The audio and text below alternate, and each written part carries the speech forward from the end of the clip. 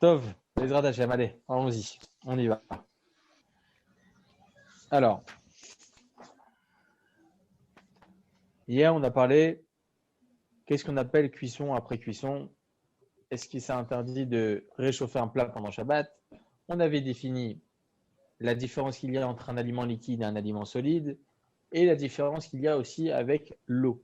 L'eau elle-même, après une deuxième cuisson, ça va s'évaporer, donc ça va que se détériorer. Une eau, étant donné qu'elle s'évapore petit à petit, donc ça va que se détériorer. Donc selon la loi stricte, comme ça on tranche la halakha, selon la loi stricte, on a le droit de réchauffer une eau qui a déjà cuit au préalable. Bien évidemment, tout ce que je parle, c'est uniquement si ça a cuit au préalable, et donc la remettre sur la plata. Une personne qui préfère être plus stricte, alors bien entendu, sera digne de louange. Il faut savoir que tous les modes de cuisson sont problématiques. Il y a un mode de cuisson qui est rapporté ici, dans le Shulchan Aruch. D'ailleurs, c'est la Gemara qui rapporte ça déjà. C'est le Shulchan Aruch qu'on a parlé hier. C'est en ce qui concerne un aliment qui n'est pas cuit, qui n'a pas été cuit la veille de Shabbat, qui n'est pas cuit donc du moins. Est-ce qu'on a le droit de verser dessus de l'eau chaude ou pas? Est-ce qu'on a le droit de verser de l'eau chaude? Il faut savoir que, en général, lorsque vous allez verser de l'eau chaude sur un aliment qui n'a jamais cuit, alors selon la halakha, on dit que ça cuit kedeklipa. Je vous explique le principe sur l'exemple le plus simple. Lorsque vous avez un œuf avec une coquille, alors lorsque vous allez verser votre eau, de l'eau bouillante, vous allez verser sur cet œuf qui n'est pas cuit, ça va cuire, ça va cuire un peu l'œuf à l'intérieur. Ça s'appelle kedeklipa. Juste une certaine épaisseur, ça va cuire. Même si c'est pas directement sur le feu, même si vous prenez cette eau-là et vous la versez, étant donné que lorsque vous allez la verser, ça va cuire un petit peu, là, c'était déjà un interdit. Donc, c'est pour ça que la Gemara nous enseigne que lorsque vous avez un aliment qui n'a pas été cuit la veille de Shabbat, il y a écrit ici qu'on n'a pas le droit de verser directement d'un klérishon, directement de la bouilloire. Ça, il faut savoir, une petite seconde, ça, c'est l'avis de Rabbeinu Tam selon la Gemara. Rabbeinu Tam, comme ça, il explique la Gemara. On n'a pas le droit de verser directement d'une bouilloire, on n'a pas le droit de verser directement sur un aliment qui n'a jamais cuit. On verra Bezrat Hashem, d'ailleurs dans le Sif Yud du Shulchan Aruch, en ce qui concerne le thé. Il faut savoir que le thé, par lui-même, les sachets de thé, ils sont juste séchés. Ok, ils sont juste séchés. C'est pas cuit. Ce sont des herbes qui ont été séchées. Ça n'a pas été cuit. Donc, lorsque vous allez faire du thé pendant Shabbat, est-ce qu'on dira qu'on a le droit de verser directement l'eau directement sur le thé ou pas? Est-ce que c'est interdit ou est-ce que c'est permis? Ça, Bezrat Hashem, on le verra dans le CFU, mais en tout cas, ça départ de là. Le départ, en fait, de cette halakha-là vient de ce CF-là, halakha dalet. Est-ce qu'on a le droit de verser directement de la bouilloire? On a le droit de verser sur un aliment qui n'a jamais cuit ou pas? Ça, c'est la question. En tout cas, la Gemara de continuer de nous dire que Malia Chayashan Vekulia Seispenin, comme ça c'est rapporté dans la Gemara, Adachatan Zuigmar Melartan. C'est quoi Malia Chayashan Vekulia Seispenin? Alors les Mefarshim ils expliquent, les commentateurs expliquent. Je vous rapporte exactement les termes des Rishonim.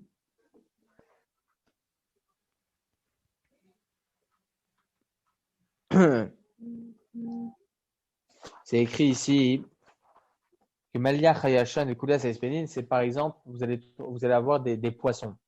Du poisson très salé. Ok, très salé. La seule façon de consommer ce poisson-là, c'est de le laver un peu. Vous allez devoir verser de l'eau dessus pour retirer un peu de sel pour que ce soit mangeable. Donc là, on a une première problématique, c'est quoi? La problématique, c'est que lorsque vous allez verser, c'est uniquement de l'eau chaude que vous pouvez verser pour enlever ce sel. Si vous versez de l'eau froide, ça ne va rien faire. C'est uniquement de l'eau chaude. L'eau chaude va pouvoir diluer le sel et pouvoir retirer le sel pour que le poisson soit mangeable. Là, la Gemara vient nous apprendre, étant donné que c'est la seule façon de pouvoir consommer ce poisson-là, ok, Donc là, c'est comme si que vous cuisez. C'est un problème. Verser de l'eau bouillante, de l'eau chaude sur un tel poisson, c'est un problème. Pour quelle raison? Parce que c'est la seule façon par laquelle vous allez pouvoir manger votre poisson. On va se poser une question beaucoup plus d'actualité. Beaucoup plus d'actualité. Est-ce qu'on a le droit pendant Shabbat de prendre de la semoule, ok, de la semoule directement du sachet et de verser à l'intérieur de l'eau pendant Shabbat ou pas? Ça, c'est la question. Je vous laisse répondre, messieurs. Logiquement, Elle n'est pas non, mangeable sans l'eau. Qu'est-ce qu'il y a, monsieur Bitan? J'ai dit logiquement non, puisque on va créer quelque chose en fait de mangeable. Alors, selon ce que nous venons de rapporter, effectivement, ça serait interdit dans l'absolu. Un autre avis, Jonathan?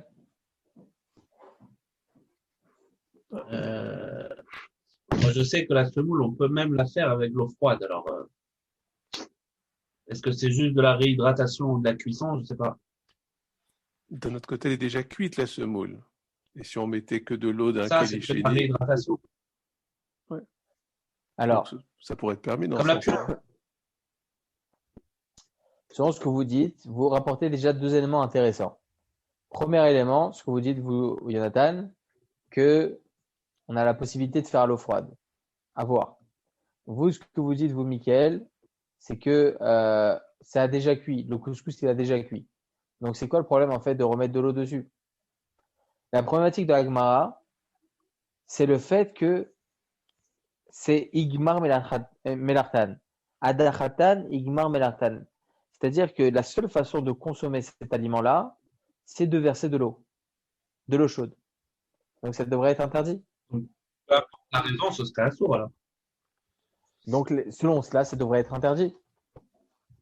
Selon cela, ça devrait être interdit. On va tout de suite voir pourquoi c'est permis. Il faut savoir que cette question, je l'avais posée au Rav Israël Yosef il y a à peu près 2-3 ans de cela. Et c'était à Kippour. J'ai l'habitude de faire Kippour avec le Rav. Et il m'avait dit non. Ça s'appelle justement Koulias Espénis, qui est écrit dans la Gemara, que la seule façon de consommer cela, c'est en versant de l'eau bouillante dessus. Très bien. Alors, ce que j'ai eu, c'est très bon, c'était très bien. Mais après, on m'a dit qu'effectivement, comme vous dites, Jonathan, qu'on a la possibilité de faire cette semoule-là et de la rendre mangeable, même si vous mettez de l'eau froide. Vous pouvez le faire à la maison. Tout ce que je vous dis maintenant, vous pouvez le faire à la maison. Prenez un sachet de thé. Bon, après, j'ai pas envie de le payer si ça marche pas. Je vous le dis direct, je le paye pas. Mais, en tout cas, moi, je l'ai déjà essayé. Vous prenez un sachet de semoule, vous le versez dans un récipient, vous mettez de l'eau froide à l'intérieur avec un peu d'huile, un peu d'épices. C'est bon. Vous remuez, ça marche aussi. Donc, en fin de compte, c'est vrai qu'il faut verser de l'eau dedans. Mais en fin de compte, c'est pas l'eau chaude qui va être prédominante. L'eau chaude, c'est pas celle qui va être la plus intéressante dans ce couscous. Même l'eau froide pourra faire le même effet. Oui, mais c'est une question de temps aussi, de rapidité. Si c'est chaud, ça va être qu'un quart d'heure. Si c'est froid, ça va mettre 8 heures. Enfin, Vous avez raison. Vous avez raison. Mais en fin de compte, essayons de comprendre. Est-ce que c'est la seule façon, par l'eau chaude, de pouvoir consommer ce couscous ou pas? Mais est-ce que la Gemara, elle fait la différence entre de l'eau chaude ou de l'eau froide? À la Gemara, elle nous dit, mais fourrage. Elle dit explicitement qu'on n'a pas le droit de verser de l'eau chaude. Donc, elle parle d'eau chaude vraiment. Ah, eau chaude. Ah oui, eau chaude. Mais là, on parle d'eau chaude, c'est-à-dire plus qu'il y a de soleil d'être beau. On pourrait faire de la semoule de façon très bien à 35 degrés. Ce serait déjà jouable. C'est quoi la différence entre 35 degrés et 50 degrés? À 50 degrés, je suis sûr que ça va sûrement recuire. Non, il y aura pas de rebichoule derrière. Non, c'est juste que ce sera plus rapide. Réchauffer, même à un niveau inférieur à Yad Soledetbo, ça reste un interdit des Ravadan, dans tous les cas. Dans tous les cas. C'est vrai que lorsqu'on va arriver à Yad Soledetbo, donc 40-45 degrés, là on va transgresser l'interdit de la Torah, mais même avant cela, ça sera un interdit des Ravadan. Donc en fin de compte, on ne pourrait même pas autoriser à 35 degrés. Avec une différence. Okay. L'interdit reste dans tous les cas. C'est vrai, c'est des Rabbanan, mais l'interdit devrait rester. Alors, Ah voilà, Mishnah Berurah. Ah ouais, c'est ça. C'était le Mishnah Berurah. Ceux qui ont le Mishnah Berurah, vous pouvez l'ouvrir. Mishnah Berurah, c'est Katan, alinéa Lamed Vav. Chutz min hamaliach hayashan. Oui, exactement. Regardez ce qu'il dit. Je vais essayer d'être le plus concis possible. En tout cas, il dit comme ça le Mishnah Berurah. Chutz min hamaliach hayashan. Donc tout ce qui est salé comme ça qu'on a dit. Et il explique c'est quoi le Mishnah Berurah. Dag maloir shel shana sha'avra. Donc un poisson très salé de l'année précédente. Mais Koulia Saespenin, c'est quoi Koulia Saespenin? Ou Shem Dag Sheochlim Oto Mechamat Milcho. C'est le nom d'un poisson que l'on mange lorsqu'il est vraiment très salé. À l'aider à Dachabechamin, la seule façon de pouvoir le consommer, ce poisson-là, c'est en versant dessus de l'eau chaude. Valken Afilu Adachan Namilo. Pour cela que même le laver, c'est interdit. Pourquoi? Chez Zéou Gmar Melartan va Bichoul. Parce que c'est la façon de finir le travail, de pouvoir consommer cet aliment. Et donc là, c'est considéré comme l'interdit de Bichoul. Veita Begmara. C'est rapporté dans Gmara. Si il verse de l'eau bouillante dessus, il aura transgressé l'interdit de la Torah et il sera obligé donc de rapporter un korban.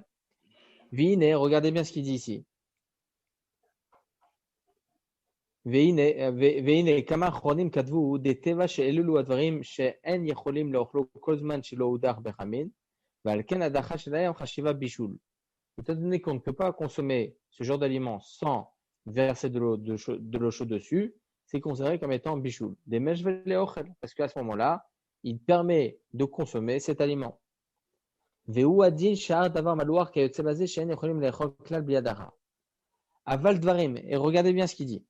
Aval dvarim she'yecholim le'ochlam al yedei adachad ma'im tsonenim, des aliments que l'on ne peut pas consommer sans verser de l'eau dessus, mais même on peut verser même de l'eau froide dessus. En isur la dichan bechamin bibikli sheni. On n'a aucun problème de verser de l'eau, même chaude, du kli-sheni. Donc là, c'est très intéressant. Ce moule, elle aurait plus de problème. Comment? Ce moule, elle aurait plus de problème alors. Donc, si on a la possibilité, comme vous avez dit vous tout à l'heure, Jonathan, si on a la possibilité de faire cette semoule avec de l'eau froide, même avec de l'eau chaude, ça sera permis. C'est intéressant. Alors, le Mishnah Berurah, il dit kli-sheni. Le Mishnah Berurah, il dit kli-sheni. Donc, on lève l'interdit des rabbanan même à 35 degrés du fait que ça puisse marcher à l'eau froide. Exactement. Parce que, encore une fois, pourquoi on appelle ça bichoul? Pourquoi on appelle ça bichoul? Tout simplement, la Gemara nous dit, parce que c'est Gmar Melartan, parce qu'on finit, c'est la finition, la cuisson, c'est la même chose. Lorsqu'on prend l'élément principal d'une cuisson, c'est quoi le problème? Vous allez prendre un aliment qui n'était pas cuit, vous allez le rendre cuit. Un aliment immangeable, vous allez le rendre mangeable. Donc, c'est la cuisson qui va le rendre mangeable. Donc, lorsque vous allez prendre un aliment qui ne pourra pas être consommé sans y verser dessus de l'eau bouillante, c'est le même principe que bichoul. Donc, c'est l'interdit de bichoul.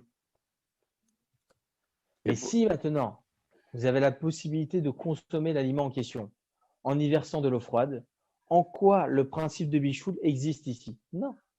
C'est juste le fait que je devais mettre de l'eau dessus pour que ça puisse gonfler un petit peu, etc., etc. Il n'y avait pas besoin spécialement de l'eau chaude. Lorsque vous allez avoir une bonne semoule, lorsque vous allez verser de l'eau, ça va juste maintenant, l'eau, elle va rentrer à l'intérieur de... Comment? Elle va réhydrater. Elle va réhydrater la semoule qui a été séchée, et grâce à cela, maintenant, elle va devenir beaucoup plus molle et donc elle va être mangeable. Et la purée? Alors, la purée pendant Shabbat, c'est interdit. La purée pendant Shabbat, c'est interdit par rapport à un autre interdit, c'est pétrir. C'est l'isha, ouais. Ça fait pas vraiment une pâte, hein? Ah, quand même, c'était plusieurs petits éléments que vous allez rendre un élément. Donc là, le problème de l'isha. Les adaptations, on l'apprendra aussi. Mais il faut savoir que toutes les manachama,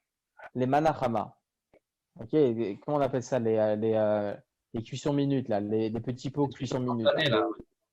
les trucs, voilà, les trucs instantanés, les soupes instantanées, tout ça, il faut savoir que toutes ces choses-là, s'ils sont immangeables comme ils sont de la sorte, et que la seule façon, c'est de rajouter de l'eau chaude dedans, c'est impossible de consommer. On ne peut pas consommer une manachama pendant Shabbat si la seule possibilité de consommer, c'est en y versant de l'eau chaude. Par contre, et ça, le Rav Yisraël Yosef, il me l'a dit.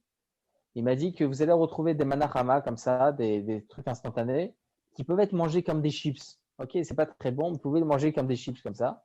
Il y en a certains qui sont comme ça, du moins en Israël, j'en ai déjà vu. Vous pouvez les prendre comme ça, c'est croustillant, vous pouvez manger comme ça. Alors, étant donné que c'est consommable de la sorte, alors là, on a le droit de verser même de l'eau chaude dessus, sans aucun problème. Vous avez compris le principe? C'est, est-ce que c'est mangeable d'une autre façon que par l'eau chaude ou pas? Si c'est mangeable par une autre façon que l'eau chaude, ou bien avec de l'eau froide, ou bien même comme ça directement, il n'y a plus de problème de verser de l'eau chaude. S'il n'y a aucune autre possibilité, là, c'est considéré comme étant koulias et spénis, et donc là, c'est interdit. Dites-moi, Mickaël. Alors, pourquoi est-ce qu'on ne permet pas de faire Hérouk et les Rishon là-dessus? Alors, vous dites-vous, Héroï Miklerishon, c'est la problématique. Non, parce que de toute façon, on autorisait le cuire là, dans ce cas-là. Puisqu'on dit qu'il est mangeable à l'eau froide. Donc, on peut le faire avec de l'eau chaude Vous posez la question sur le Mishnah Berurah. Pourquoi il autorise uniquement Klisheni? Bah oui. Oui, alors c'est justement sur ça. Il dit comme ça ici. Alors, je vous rapporte directement ce qu'ils écrivent là à Acharonim. Vous avez juste tous compris la question ou pas? Ben, j'ai juste une question sur la Mishnah Berurah que je ne comprends pas pourquoi la Mishnah Berurah elle ramène, elle dit pas simplement qu'on ne peut pas verser de l'eau chaude sur le poisson cru qui est séché au sel. Et on est d'accord qu'il n'a jamais été cuit ce poisson. Il n'a jamais cuit. Ok. Pourquoi elle dit pas juste, ça va cuire. Pourquoi elle dit pas que le fait de mettre de l'eau chaude, tu fais cuire Shabbat puisque ça n'a jamais été cuit. Pourquoi elle te dit que tu viens finir un travail qui est indispensable parce que c'est eu du sel? Pourquoi elle passe par tout ça en fait? Tu ne dis pas juste, tchoul, c'est tout, ça arrête là parce que c'est cru. Mais je pense qu'il est cavouche le poisson là, il est déjà cuit en fait par le sel. Il n'est pas cuit par le sel. C'est pas cuit, c'est pas cuit. Vous allez retrouver plusieurs éléments qui sont considérés. Je vais tout de suite vous répondre, M. Cohen. Vous avez tout à fait raison. C'est une très bonne remarque et je vais tout de suite répondre. Mais tout d'abord, toute cuisson qui n'est pas à 100%, dans tous les cas, lorsque vous allez régénérer une autre cuisson, ça va être problématique. Il faut que ça soit une cuisson à 100%. Lorsque vous allez fumer, par exemple, du saumon fumé, par exemple. Je vous donne un exemple. Du saumon fumé, c'est du saumon cru que vous avez fumé. Ça n'a jamais été cuit. Du saumon fumé que vous avez congelé, vous n'avez pas le droit de le mettre sur un plateau pendant Shabbat. C'est interdit. OK? Parce que là, ça va régénérer une autre cuisson et ça va continuer à cuire le poisson. C'est interdit. C'est fumé. Donc, la même chose, lorsque vous avez fait macérer ce poisson-là avec du sel, etc., la cuisson n'a pas été à 100%, évidemment. Même si c'est mangeable de cette façon, la cuisson n'a pas été à 100%. Dans tous les cas, il y aura la problématique de cuire. Alors, vous posez une très bonne question, M. Cohen. C'est pour cela que tout ce que la Gemara vient nous apprendre ici, c'est pas verser directement d'une bouilloire. Non, c'est verser même d'un klisheni. Même lorsque vous allez prendre un klisheni, vous n'avez pas le droit de verser de l'eau bouillante dessus. Je vais vous expliquer. Pour ceux qui ne savent pas, il faut savoir que le seul ustensile qui aura les capacités d'avoir la même chaleur ambiante et la même capacité de cuire, c'est uniquement le kli rishon, le premier ustensile dans lequel on a cuit, dont la marmite, la bouilloire ou n'importe. Ok? Lorsque vous allez prendre cet élément-là, l'aliment qui se trouve à l'intérieur, l'eau qui se trouve à l'intérieur, vous allez mettre dans un autre verre. L'autre verre, il sera considéré comme étant klisheni. Tosfot nous apprennent que klisheni l'omevachel. C'est-à-dire que un klisheni, le second ustensile, donc le verre en l'occurrence, ne pourra jamais cuire un autre aliment. Je vous donne un exemple simple, un exemple très très simple. Lorsque vous allez avoir un café, vous allez faire du café, ok? Vous allez faire un café, vous allez vouloir rajouter dedans du lait froid, ok? On a le droit pendant Shabbat. Pourquoi? Parce que klisheni l'omevachel, le second ustensile ne pourra jamais cuire, ne pourra jamais générer une nouvelle cuisson. Donc là, il n'y a pas de problème.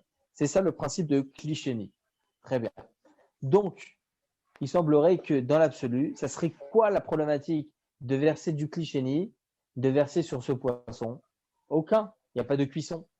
Là, Chachamim, ils viennent nous apprendre que si, étant donné que c'est la seule façon de pouvoir finir la cuisson de ce poisson, de le rendre mangeable, donc même si on verse d'un clichéni, l'interdit restera.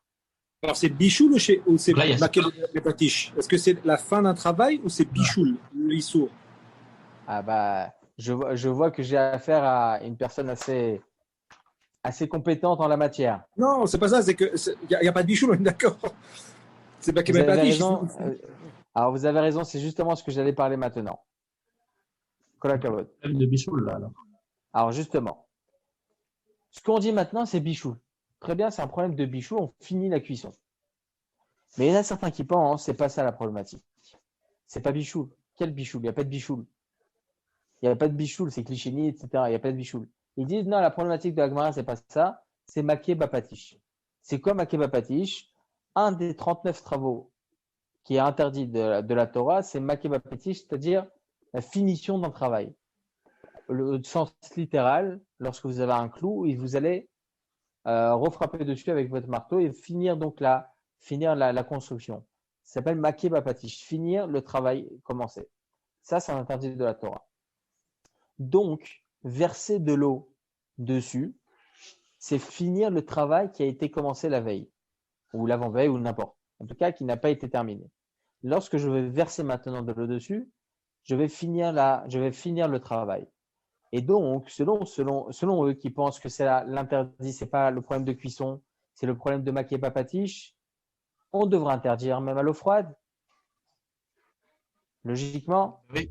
Donc, tout ce qu'on a dit, monsieur le rabbin, pour le couscous, ça tombe à l'eau au sens propre et au sens figuré. Donc, Mais là, on parle ni de bichoul, ni de patiche, on parle de chashiba bichoul. alors, Ça ressemble à un bichoul. vous avez raison.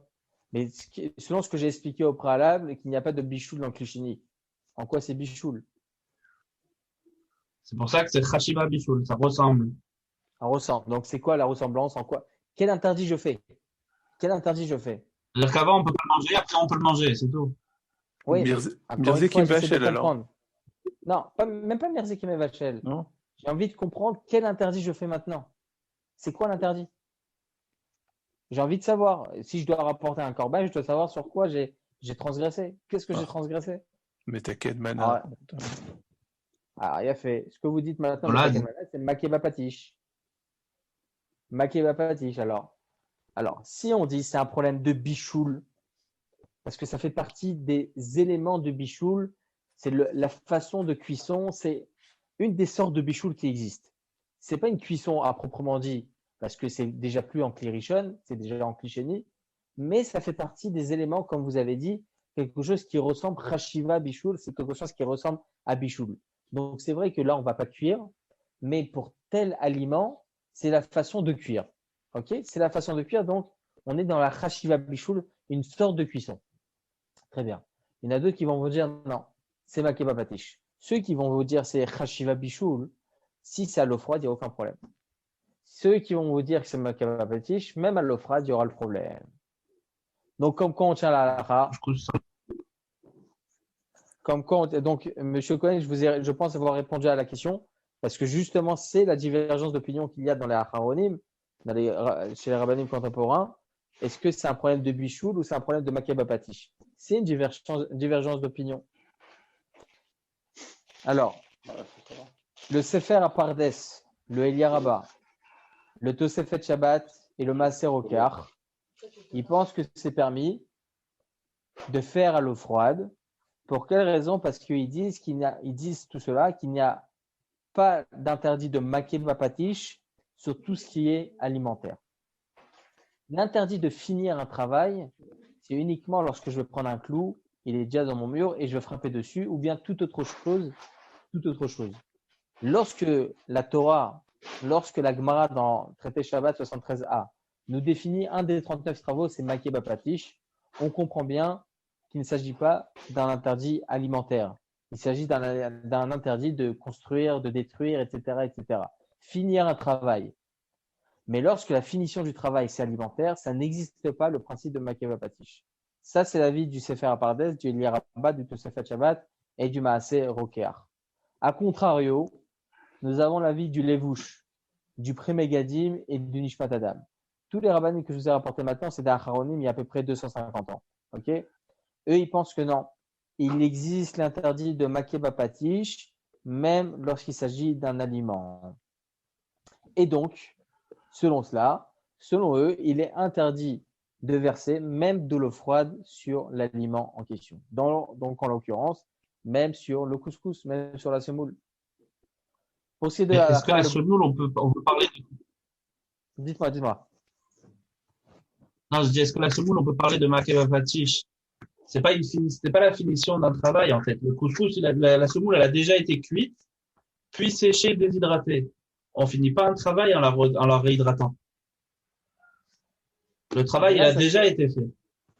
Grâce à ce que vous venez de me dire, j'ai compris la question du cours précédent. Je l'avais pas compris, le pauvre. Ouais. Et le pauvre, il n'avait pas de micro, donc il a essayé de m'expliquer à l'écrit. Impossible de comprendre. Maintenant, je comprends.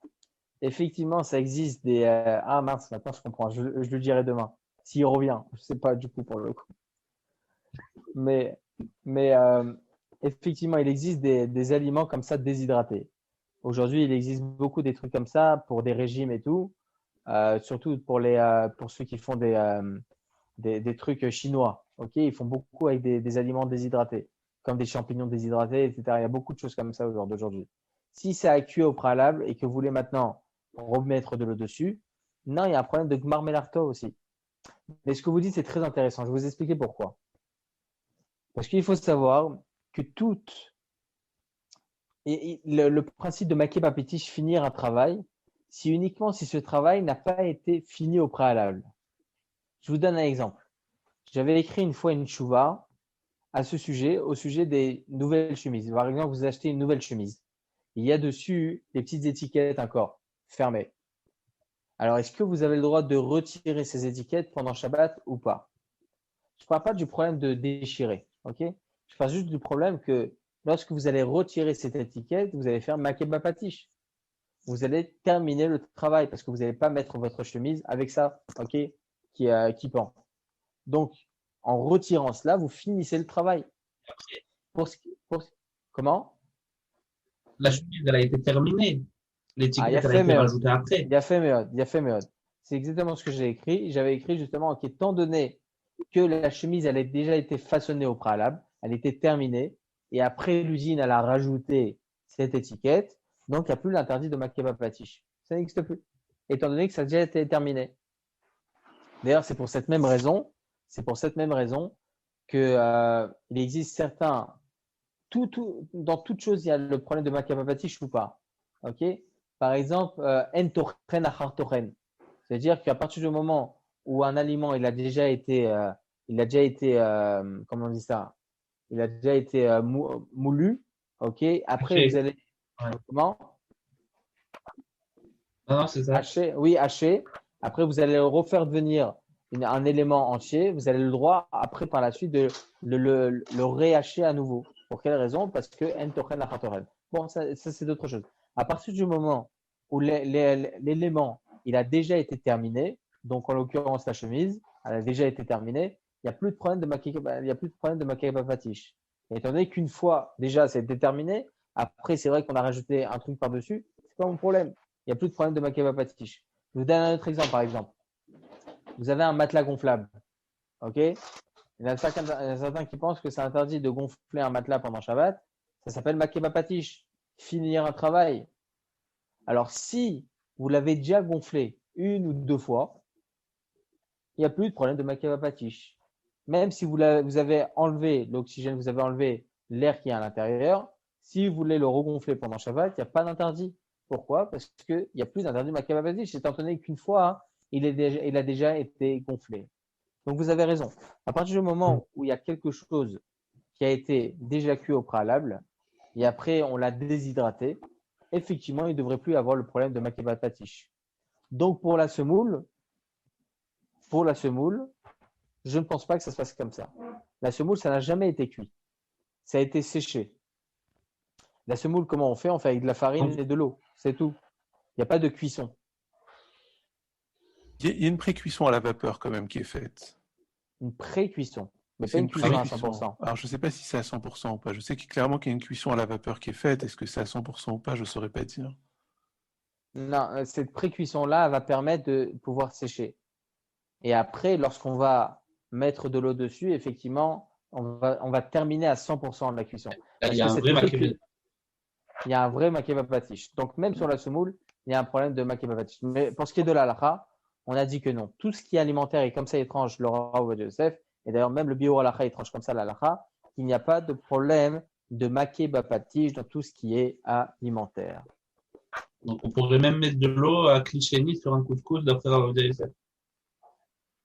Étant donné qu'on a la possibilité, ça, ce que je vous dis maintenant, c'est en connaissance de cause par le fait que j'avais posé la question au Rav Yitzhak Yosef. Il m'avait dit, lui, au début, non, c'est considéré comme Koulias Espénine.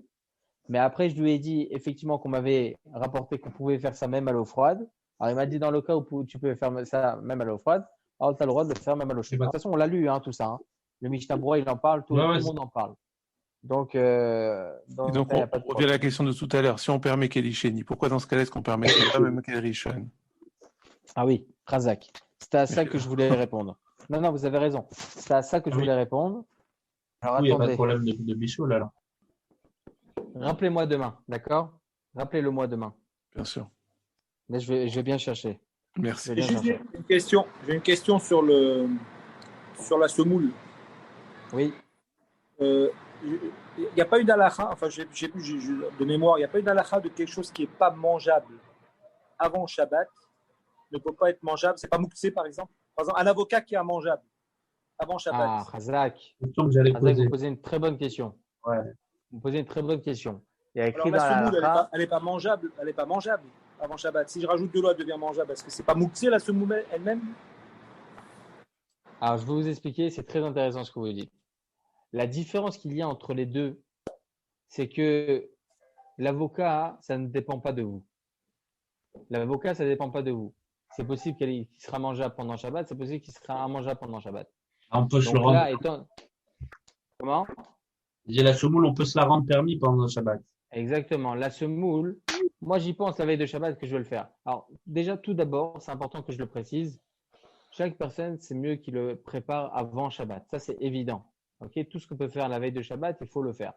Maintenant, si on n'a pas eu le temps, on a eu, etc. Alors, comme on a dit, au préalable. Mais il faut savoir que la semoule, elle ne peut pas être considérée comme étant moussée, étant donné qu'on a une possibilité pendant Shabbat de la consommer d'une telle ou telle façon. L'avocat, ça ne dépend pas de moi. C'est comme ce qui est écrit dans le Bet Yosef, Siman Shin Aleph. Shin Chet. C'est écrit Mefourash là-bas. C'est quoi Dachaou Be'adaim lorsqu'on a mis quelque chose de côté? Ok, donc c'est considéré comme étant quelque chose de mouxé.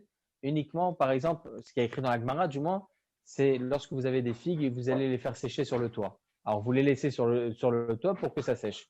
À partir du moment où vous les laissez sur le toit, automatiquement, vous les avez retirés de votre esprit. Donc là, ça reste mouxé. Même s'ils deviennent mangeables pendant Shabbat, là, vous les avez retirés de votre esprit. Mais là, ça peut devenir mangeable par votre main. Que ce soit vendredi soir, Shabbat midi à 1h de l'après-midi, à 10h du matin, à 9h du matin. Quand vous voulez, ça peut devenir mangeable. Donc là, on ne pourra pas considérer ça comme étant quelque chose de mouxé.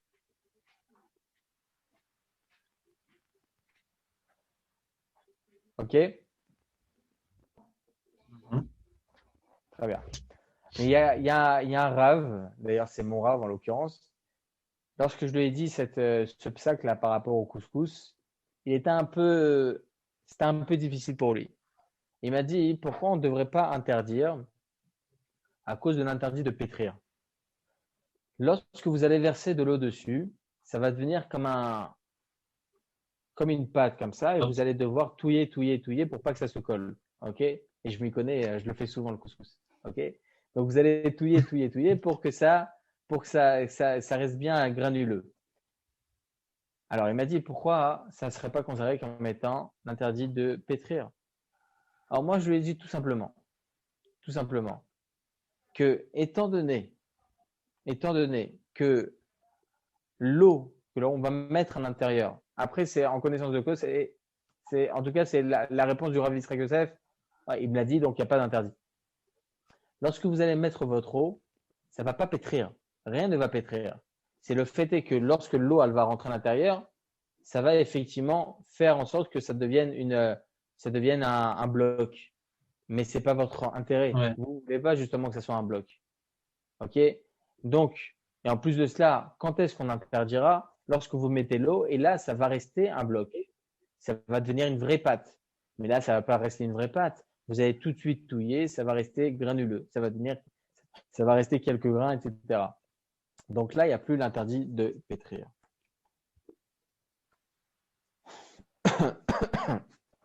En espérant avoir été clair, j'essaie tous les jours de vous rapporter Ouais, très bien. quelques hidushim intéressants sur chacun des séifim. Non, Mais ça fait attendez, négatif. il est quelle heure là? Regarde, je vais vous dire juste un petit dernier truc. Un petit dernier truc sur Elchot Bichoul. Vous allez l'entendre jeudi matin hein, pour ceux qui écoutent le shiur sur Torah Vox. Si je vous dis tout maintenant, personne ne va écouter. C'est le problème. Bon, je vais vous le dire. Annonce. Alors, je vais le dire. Voilà, en bande annonce, exactement. Par rapport à il faut savoir que tous les interdits de cuisson pendant Shabbat, de là, on apprend aussi la cuisson d'un non-juif. Interdit de cuire par un non-juif pendant Shabbat. Interdit de cuire par un non-juif même en semaine.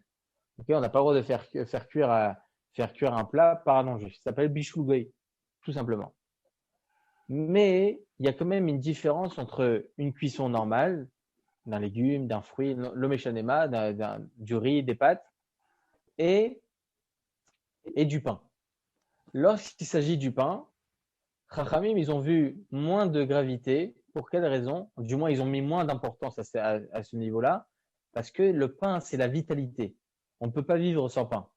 Donc, Chachamim, ils ont mis une certaine souplesse à ce niveau-là. C'est pour ça qu'ils ont autorisé le pain d'un non-juif, dans certains cas. Mais dans l'absolu, si on a la possibilité d'avoir un juif qui vient et qui allume, alors on autorise. Mais il y a quand même une différence. Parce que, en ce qui concerne une cuisson, il faut savoir qu'il y a une divergence d'opinion entre le Rama et le Shulchan Aruch. Selon le Rama, on considère un Bishul Goy uniquement si le Goy vient et il allume et il met le plat sur le feu. Là, je parle d'un plat, je ne parle pas du pain. Alors que selon le Shulchan Aruch, non, ça ne suffit pas. Il faut que ce soit le juif qui allume, et s'il allume, il faut que ce soit le juif aussi qui mette sur le feu. Si il n'allume pas, personne n'allume. Ok? Le goy, il a le droit de mettre sur le gaz, et le juif, il vient allumer derrière. Mais si le juif, il a déjà allumé, il faut que ce soit lui qui mette aussi sur le feu. Donc, le Shulchan Aruch, il est beaucoup plus marmir. Et pourtant, par rapport au pain, il autorise juste de mettre le feu. Pourquoi? Encore une fois, parce qu'on est beaucoup plus souple par rapport au pain. Très bien. Maintenant, la question elle est la suivante.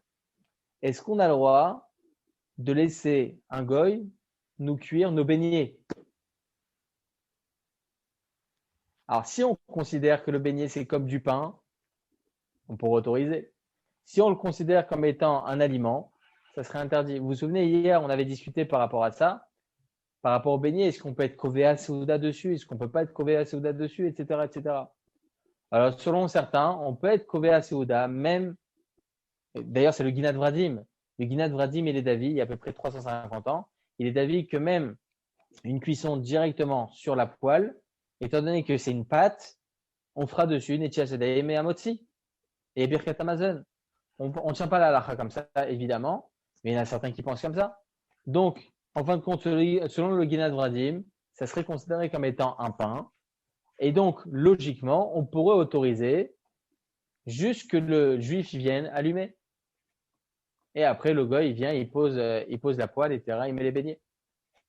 Alors, il faut savoir que selon la halakha, bien que nous avons dit que la halakha n'est pas tenue comme le Ginat Vradim, et on ne pourra pas être trouvé à Souda sur ce beignet, et donc ce n'est pas considéré comme étant du pain, ça ne peut pas être considéré comme étant une pâte à pain, quand bien même le Rav Yosef Zichrono Livracha dans son responsable Yechavedat autorise la cuisson par un goy du beignet, même si le juif est juste venu allumer le feu.